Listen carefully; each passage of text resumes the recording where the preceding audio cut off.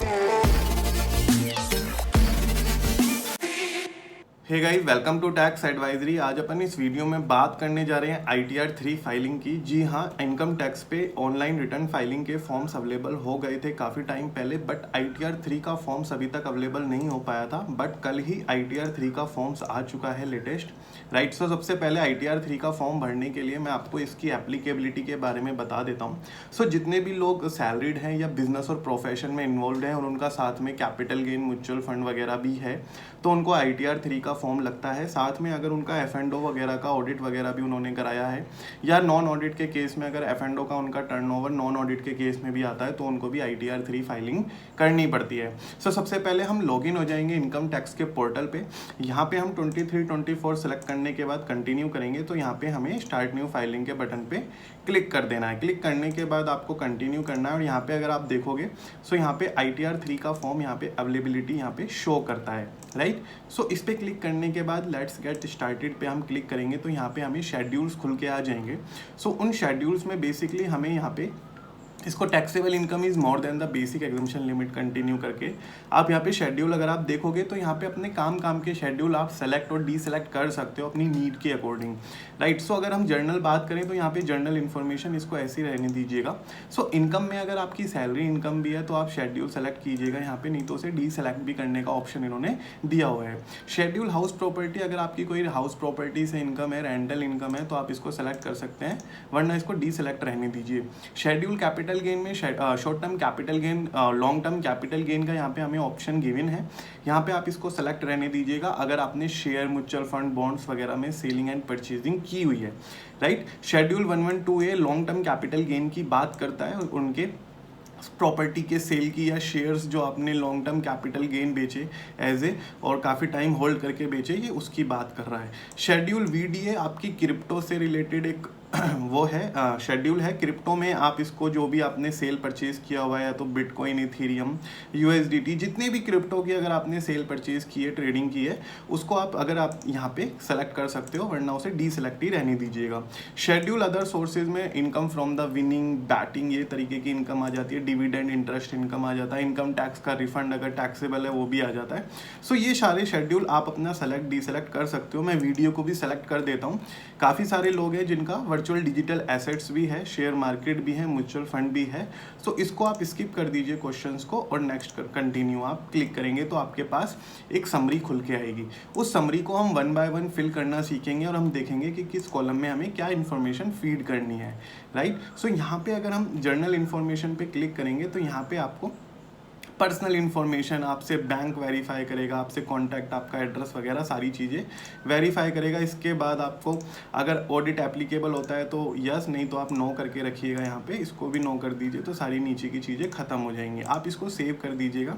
इसके बाद आपको बैंक डिटेल में बैंक वेरीफाई करके इसको कन्फर्म करा देना है, राइट। सो यहाँ पे अगर आपको ये अगर आपको न्यू रिजाइम में सेलेक्ट करना है अपना, तो इसको यस कीजिएगा, वरना नो कीजिएगा। और अगर आप नॉट ऑप्टिंग इसको सेलेक्ट कर सकते हैं। अगर आप ऑप्ट नहीं कर रहे हो, रेजिडेंशियल स्टेटस ये आपसे पूछेगा, और आप अपना रेजिडेंशियल स्टेटस यहाँ पे दे सकते हो।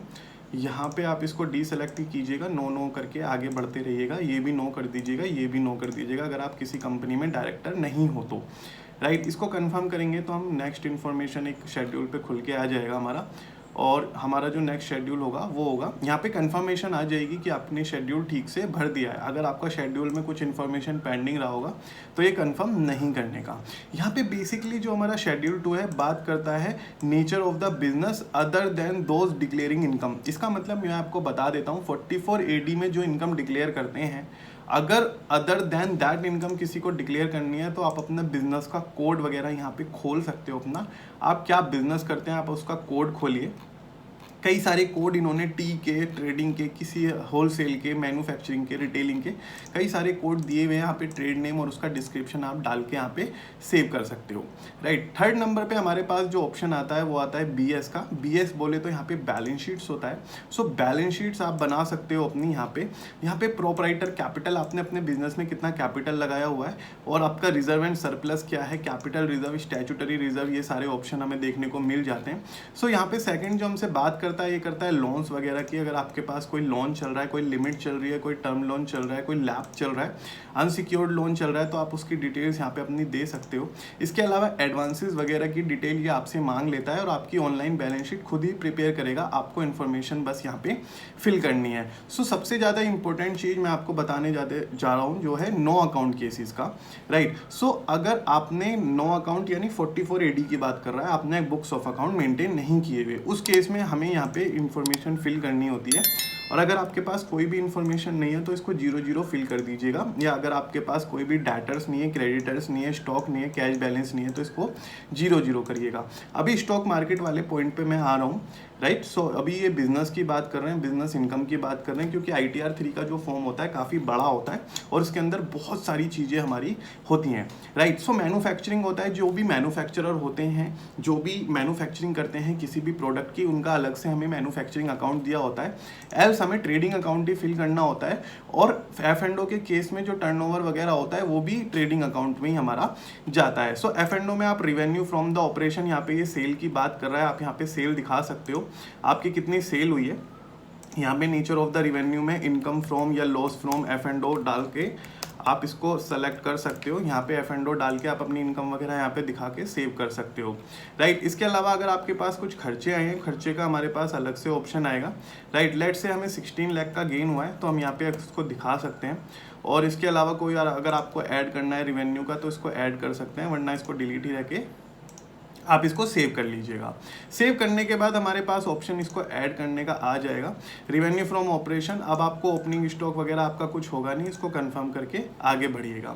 सो यहाँ पे आपके पास डायरेक्ट एक्सपेंसेस का ऑप्शन आगे आने वाला है, वो मैं आपको बता देता हूँ कहाँ आने वाला है। सो यहाँ पे अगर हम P&L की बात करेंगे, हमसे P&L देखो क्रेडिट करके इसने ट्रांसफर करा लिया 16 लाख रुपए। अब आप डेबिट्स टू द P&L यहाँ पे भी फीड कर सकते हो अपने प्रिजम्पटिव इनकम जो 44 AD होता है वो यहाँ पे डाल सकते हो। नो अकाउंट के केस में डिटेल्स यहाँ पे डाल सकते हो, राइट। सो अगर हम प्रिजम्पटिव इनकम की बात नहीं कर रहे हैं, हम यहाँ पे डायरेक्ट P&L की डेबिट की बात कर रहे हैं, तो आप यहाँ पे एडिट डाल सकते हो, कितना आपका खर्चा आया, यहाँ पे कितना आपने रेंट्स वगैरह दिया, कितना आपने पावर फ्यूल्स वगैरह दिया। यहाँ पे देखो हेड सबके लिए खुले मिलेंगे, ऐसा नहीं है स्पेसिफिक आपकी नीड्स का हेड यहाँ पे खुलेगा, आपको वो हेड फिल करना है जो आपके लिए रेलिवेंट है, राइट। आपने जितने भी सेल्स में कोई एडवर्टीजमेंट में कोई खर्चा करा तो आप इसको कंटिन्यू कर सकते हो, कमीशन, रॉयल्टी, यहाँ पे सारे हेड आपको एक्सपेंसेस के मिल जाएंगे, राइट। इसको क्लिक करने के बाद आपने अपने एक्सपेंसेस यहाँ पे डेबिट कर दिए तो आपका कैपिटल गेन बिजनेस इनकम में ऐड करके शो कर देगा, राइट। इसके बाद हमें दूसरे ऑप्शन पे यहाँ पे दूसरे नंबर पे नजर आएगा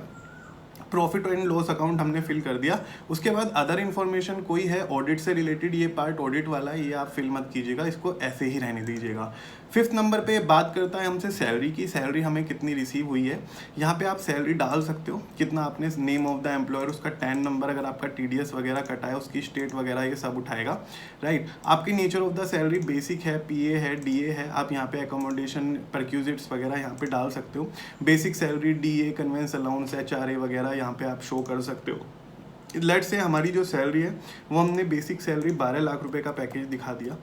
इसके अलावा हमारे पास HRA भी हमें रिसीव हुआ है 2 लाख रुपए का, मेट्रो सिटीज़ में रह रहे हैं, हमने 2 लाख रुपए का HRA भी यहाँ पे फिल कर दिया, राइट। इसके अलावा गाइस हमारे पास यहाँ पे ब्रेकअप वैल्यू में और भी आ जाता है, DA आ जाता है, DA भी हम यहाँ पे 1 लाख रुपीज़ अगर फीड करते हैं तो। इसके अलावा वैल्यू ऑफ परक्यूजिट्स वगैरह, अगर आपके पास कोई परक्यूजिट्स रिसीव हुए हैं, अगर आपने कुछ गवर्नमेंट की तरफ से, गवर्नमेंट एम्प्लॉयज़ को बहुत ज़्यादा परक्यूजिट्स रिसीव होते हैं, वो आप यहाँ पे दिखा सकते हो। इसके अलावा अगर आपको पास कुछ ऐड नहीं है तो आप इसको ऐड कर दीजिए, name of the employer, address of the employer और टाउन सिटी यहाँ पे इन्होंने मैंडेटरी कर रखा है, तो यहाँ पे आप अपने एम्प्लॉयर की ठीक ठीक डिटेल्स यहाँ पे डाल सकते हो, राइट। और उसकी जो टाउन सिटी वगैरह है वो यहाँ पे आप मेंशन कर सकते हो। इसके अलावा guys nature of the employment में आप अदर सेलेक्ट करके इसको सेव कर दीजिएगा। टैन नंबर जो होता है इसका और जिप कोड वो होता है, वो इतना ज़्यादा ज़रूरी नहीं है, लेकिन फिर भी आप डाल सकते हो। टैन नंबर इतना ज़रूरी नहीं है, अगर TDS कटा हुआ है तो आपको यहाँ पे डालना चाहिए। स्टैंडर्ड डिडक्शन इसने अपने आप उठा ली 50,000 की। सो शेड्यूल सैलरी हमारा इस तरीके से फिल हो जाता है। सो अब हम बात करते हैं अपनी, ये बिजनेस और प्रोफेशन का शेड्यूल है जो कि हम पहले से ऑलरेडी डिस्कस कर चुके हैं। इसके बाद हमारे पास details of capital assets transfer का आ जाता है। अब यहाँ पे आपको सेलेक्ट क्या करना है, एक बार ध्यान से देख लीजिए। यहाँ पे इक्विटी शेयर्स 11A की बात करता है, यानी short term capital gain. Equity shares 11-2A की बात करता है, यानी short term capital gain and long term capital gain दोनों की इसने बात कर ली।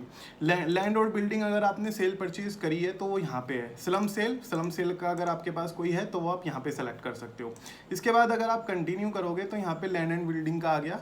इसके बाद इक्विटी शेयर्स वगैरह, म्यूचुअल फंड वगैरह के यूनिट्स वगैरह अगर आपने कोई सेल करी है, आपको यहाँ पे देखने को वो ऑप्शन मिल जाएगा। सो आपके पास अगर शॉर्ट टर्म कैपिटल गेन हुआ है तो यहाँ पे आप अपनी ऐड कीजिए डिटेल्स को। 11A में अगर आप जाओगे तो short term capital gain add कीजिए यहाँ पे, और यहाँ पे अपना cost of acquisition. Short term capital gain में हमें इंडेक्सेशन बेनिफिट नहीं मिलने वाला है, तो यहाँ पे आप सेल दिखाइए, अपनी सेल दिखा के कॉस्ट ऑफ एक्विजिशन आप यहाँ पे दिखा सकते हो।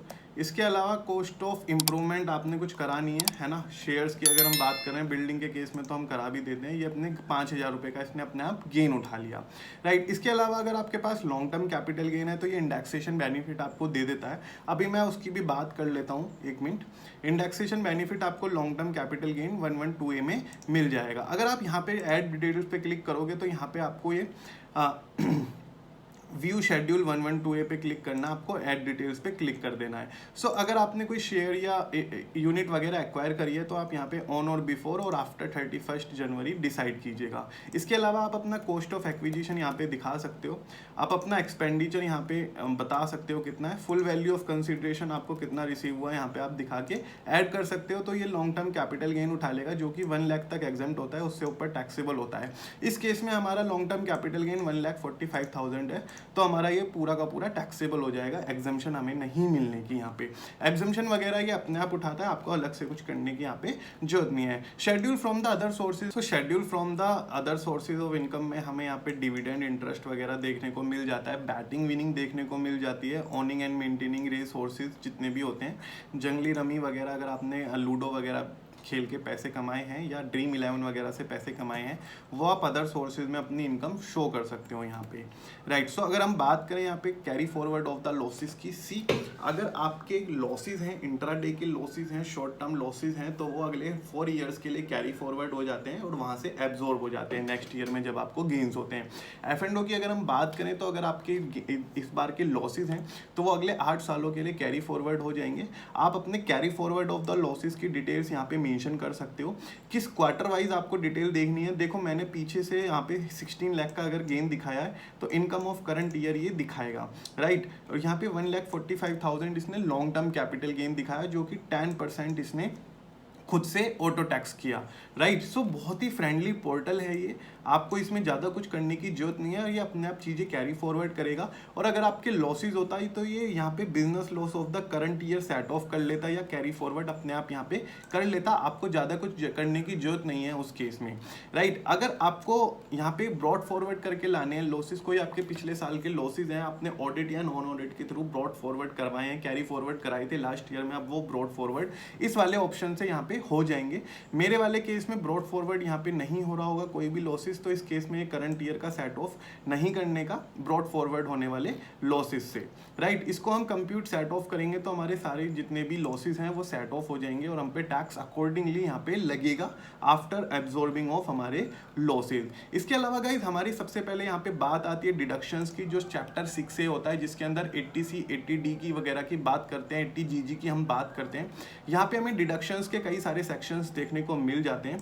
यहाँ पे अगर आप ऐड करोगे तो यहाँ पे आपको कई सारी 80C की, 80E 80CCC NPS वगैरह में किसी ने इन्वेस्ट करा हो, मेडिकल ट्रीटमेंट, कोई स्पेसिफिक ट्रीटमेंट, EV वगैरह अगर आपने लिया हुआ है, 80GG रेंट पेड का, और donation to the political party आप यहाँ पे कर सकते हो, अपना डिडक्शन शो कर सकते हो। अगर हमारी 80C की हम बात करें तो मैक्सिमम जितने भी सैलरीड लोग हैं बहुत ज़्यादा टैक्स प्लानिंग करके चलते हैं, और 80C 80D वो यहाँ पे अपना कंफर्म करा के मेंशन कर सकते हैं। ये अपने आप डिडक्शंस अपनी इनकम में से, आपकी इनकम में से माइनस कर देगा। इसके अलावा गाइज यहाँ पे schedule AMT alternative minimum tax होता है, ये आपके मतलब का नहीं है। आप यहाँ पे आइएगा, computation of the total income कीजिएगा। Computation of the total income में ये सैलरी का पार्ट अगर आपने मेंशन किया होता है ये उठा लेता, house property rental income mention की होती तो ये अपने आप पिक कर लेता। इसके अलावा profit and the loss of the business यहाँ पे इसने पिक कर लिया। कैपिटल गेन इसने पिक करा, income from the other source इसने पिक करा, टोटल इसने हेडवाइज इनकम यहाँ पे दिखा दी आपको। इसके बाद कोई लॉसेज होता, कोई करंट ईयर के लॉसेज होते वो यहाँ पे दिखाता। अगर आपका बैलेंस सेट ऑफ हुआ होता पिछले साल के लॉसेज से तो वो उसको माइनस करके यहाँ पे शो कर देता। इसके अलावा यहाँ पे total income, gross total income इसने दिखा दी। डिडक्शंस इसने, देखो मैंने आपसे बोला था ये अपने आप माइनस करेगा, तो इसने अपने आप माइनस कर ली। टोटल इनकम आने के बाद इसने income which is chargeable to tax at special rates, ये लॉन्ग टर्म कैपिटल गेन जो 10% के हिसाब से चार्ज होता है उसकी बात कर रहा है। सो एग्रीगेट इनकम इसने निकाली और डीम्ड इनकम इसने यहाँ पे शो कर दी 16 लाख की। इसके बाद हमारे पास ऑप्शन आ जाएगा एप्लीकेबिलिटी ऑफ टैक्सेशन की, computation of tax on total income. So यहाँ पे इसने टैक्स पेड यहाँ पे अपने आप ही दिखा दिया, tax payable on total income. यहाँ पे इसने टैक्स, ग्रोस टैक्स यहाँ पे पेबल दिखाया, long term capital gain, interest और फीस पेबल वगैरह इसने यहाँ पे दिखा दिया इस सेक्शन में, क्योंकि हमने एडवांस टैक्स अगर नहीं पे किया होता तो हमें इंटरेस्ट वगैरह देना होता है। सो यहाँ पे हमें ऑप्शन आ जाता है पे नाउ का। पे नाउ पे क्लिक करने के बाद नेट बैंकिंग के थ्रू अपना टैक्स वगैरह पे कर सकते हो। नेट बैंकिंग से जब आप टैक्स पे करोगे तो उसके बाद आपका एक चालान जनरेट हो जाएगा। चालान जनरेट होने के बाद आपको चालान के अंदर जो BSR कोड, चालान की डेट वगैरह, चालान का अमाउंट वगैरह वो अपने पास PDF में सेव करके रखना है। उसके बाद चालान को आपको कैसे फीड करना है अपने रिटर्न फॉर्म में, उसकी मैं अलग से वीडियो बना चुका हूँ, आपको लिंक आई बटन में मिल जाएगा। सो अगर आप यहाँ पे पे नाउ करके अपना चालान वगैरह पे कर दोगे तो आप रिटर्न वेरीफाई करा के अपनी रिटर्न फाइल कर सकते हो। बहुत ही friendly, user friendly income tax का पोर्टल है। अगर आपको कोई भी क्वेरी आती है आप कमेंट डाउन करके अपनी क्वेरी मुझसे पूछ सकते हैं। अगर आपको हमसे रीच आउट करना हो तो लिंक डिस्क्रिप्शन बॉक्स में मिल जाएंगे, कॉन्टैक्ट अस के, आप हमसे कॉन्टैक्ट करके, और हमने व्हाट्सएप वगैरह के नंबर वगैरह भी दिए हुए हैं, आप हमसे कॉन्टैक्ट कर सकते हो। Thank you so much guys बने रहने के लिए। अगर आपको वीडियो इस तरीके की लेटेस्ट अपडेट्स पे चाहिए तो आप चैनल को सब्सक्राइब कर दीजिएगा, और अगर आपको वीडियो पसंद आई तो वीडियो को लाइक भी कर दीजिएगा।